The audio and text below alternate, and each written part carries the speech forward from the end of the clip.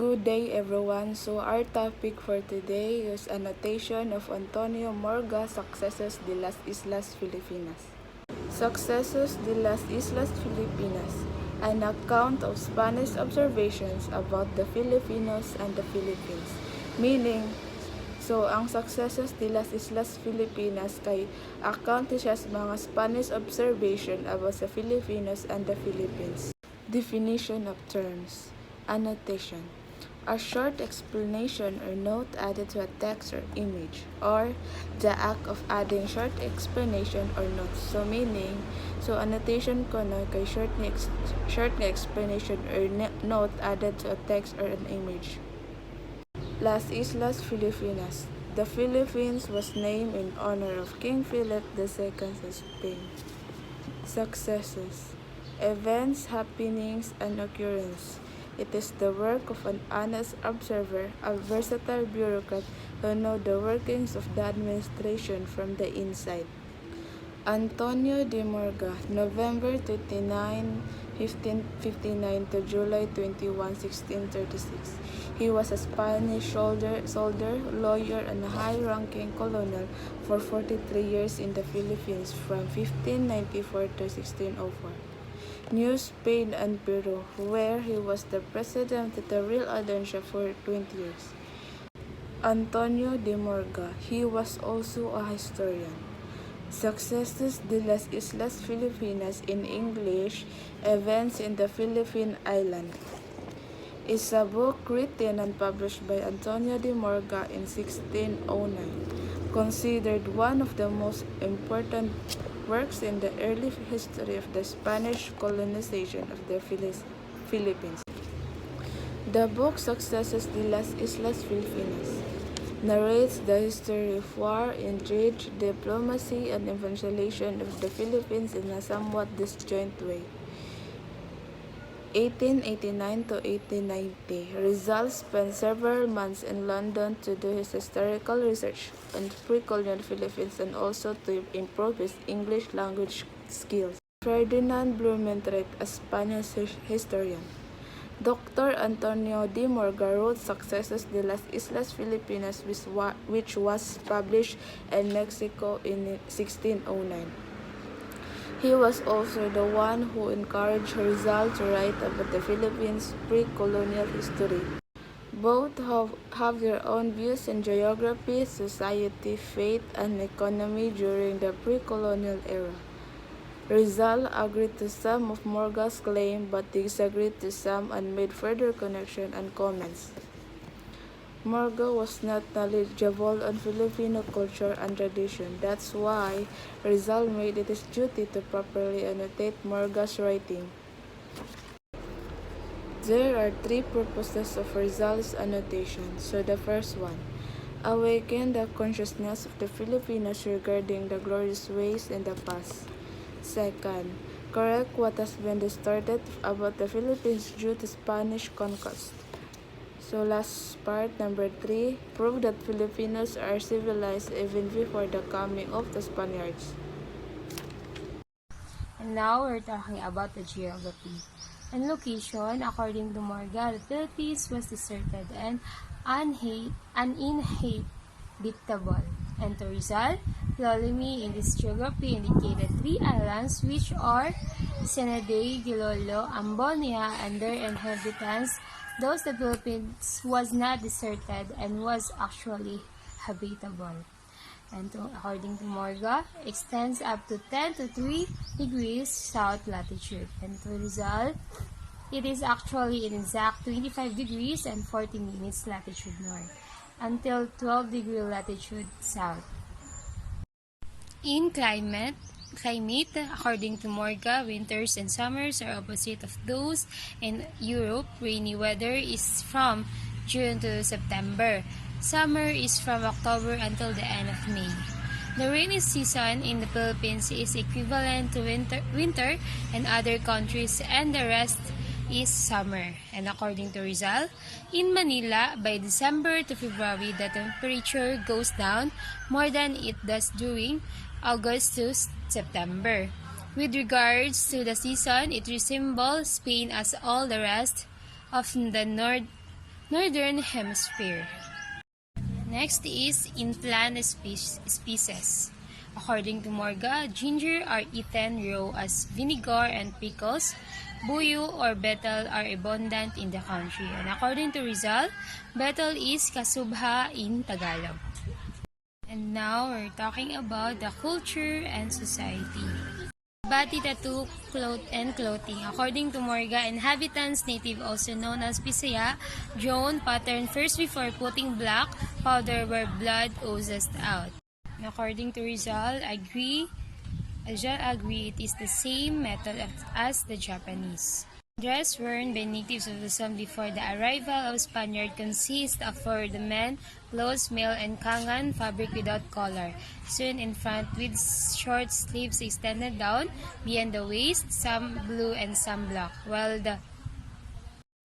the headmen used red ones called chinanas and a collar's blanket wrap around the waist in between the legs in order to cover their private parts. A wrong phonetic transcription had been made of chinanas, the word tinina from tina, which in Tagalog means dyed, and indicate that the origin of garment is almost always monochromatic. According to Colin, the chefs use the red color and the cloth is in fine gauze from India. The fondness for red which they found among the Romans exists in the barbarous tribes in Mindanao. To Morga, in the middle of the waist they were bahaki, the legs bare and the feet also bare. The head uncovered with the narrow kerchief tied around it tightly over the forehead and templates called butong. Bahag, which is a rich color cloth and quite often with gold strips, is the cloth used among the chefs. They put Moro styles like a turban and sometimes wrap around the head like a small headdress. One is indigenous people. According to Morga, the natives living in Luzon are tribes of whom one cannot be safe to pacify them, although it has often tried to do those by good or violent means. And according to Rizal, they will always choose violence until the government because of their inhuman ways of answer to those who do not submit to the friar.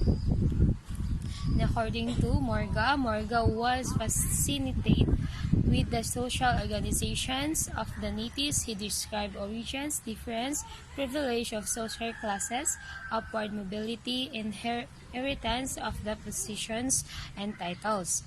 According to Rizal, he emphasized that the women, unlike their European counterpart, never lose their titles in marriage. It was the groom who gave the bride's parents a dowry because they were losing a precious daughter. Morga was amazed at the native skill for both making and navigating without a compass. And Rizal, he expounded on that saying Filipino were known for their shipbuilding and navigating skills. However, there was no progress because the natives were obligated to make European-style boats like the galleons. Third one is lifestyle and moral principles. According to Morga, batching their body on river or streams regardless of their age, even if it is old or young, because they find it as a remedy. When a child is born, they immediately bath at the streams as well as the mother who delivered the child, taking a bath without regard to whether this might be injurious to their health. According to Rizal, Indians are very careful during siestas, after luncheon, and first 2 days of Qatar, etc. The Indians have hygienic customs, which is the proper way of taking a bath. And the third one is a family household. According to Morga, the house with parents and children in room together is called a bahandin. In asawa is a wife married to native man. According to Rizal, in Tagalog, a house is called pamamahay. It is impossible that bahandin has been printed for bahayin because it is an obsolete derivative, and asawa is the term called for the wife of a native man. According to Morga, the groom contributes a dowry that he had received from his parents, while the bride does not bring anything until she inherits from her parents. And according to Rizal, a Filipino woman helps his husband, and it is not seen as a burden when they get married. To a man, marrying means getting introduced to a lifestyle that a bachelor is not accustomed, and especially in terms of economy or financially. The government. According to Morga, there were neither king or lords to rule them. Instead, they considered principal among the natives. And according to Rizal, Rizal agreed that there were no such kings. And according to Morga, Morga was critical of the system of government, which he said barely exists because there were no powerful figure that ruled over myriads of communities, most of them coastal, each with its own set of leader. And according to Rizal, he agreed that it is better that way. Why should the communities be beholden to one ruler who did not even live among them and was not familiar with their needs and problems? How could he have solved dispute, made justice, implement policies if he didn't even live in that community? And the last part of culture and society is pre-colonial slavery. According to Morga, namamahay are those who help build their master house and serve their master when the master requires them to without compensation. And according to Rizal, namamahay slaves still exist, but they are known called kasama. They are now partners or laborers of a capitalist or farmer. Now we're talking about food.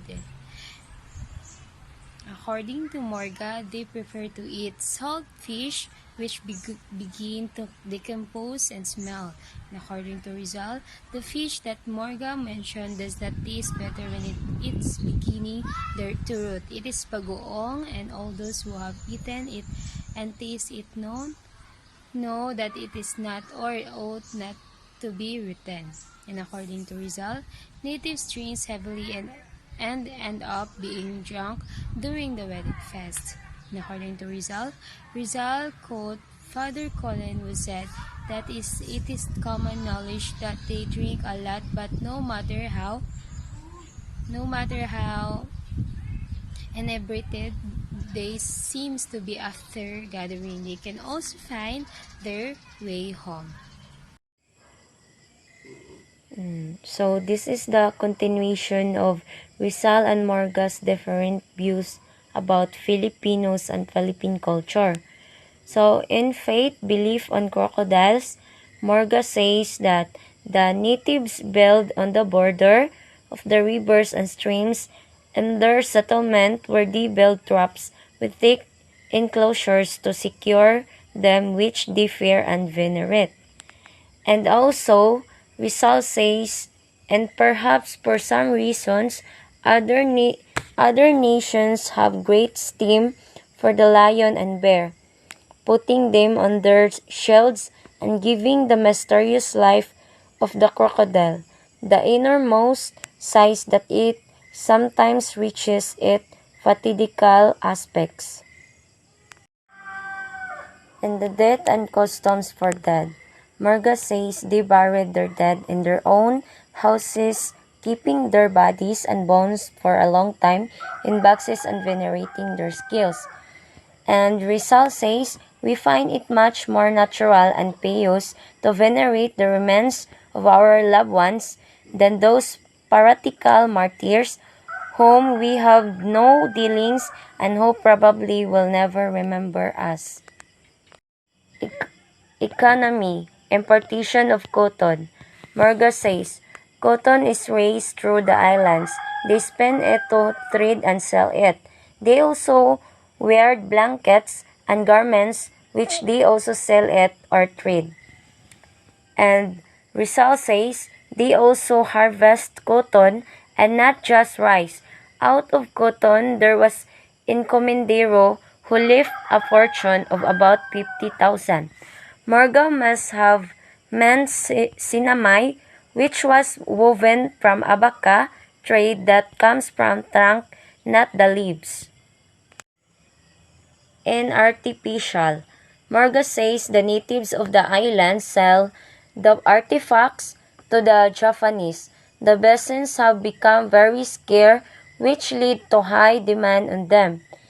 And Rizal says, agreed as I have read from Dr. Jagon that it is a very interesting history shape and valued with a price of 100 offered for one of them.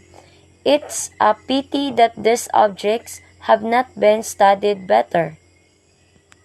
In gold, Morga says Igorots felt that their goals was kept more securely in the ground than in their own houses and settlement, while Rizal says the Igorots are right.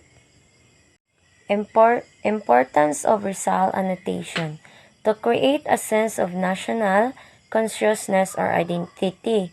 So it means upang lumikha ng isang pakiramdam ng pambansang kamalayan. Next is to prove Filipinos had a culture of their own prior to colonization, that the Filipinos were not inferior to the white man. So, upang patunayan na ang mga Filipino ay may sariling kultura. And also, to reduce those Filipinos who denied their native tongue into rotten fish. So, upang gawing bulok na isda ang mga Filipinong itinanggi ang kanilang sariling wika. And lastly is to embrace the generic term or Indio, or in today's case, Filipino with all its negative connotations, and turns it into one dignity and nobility. So, upang yakapin ang mga generic na terminong Indio o sa ngayon, Filipino na may lahal na negatibong konotasyon at ginagawa itong isang dignidad at maharlika.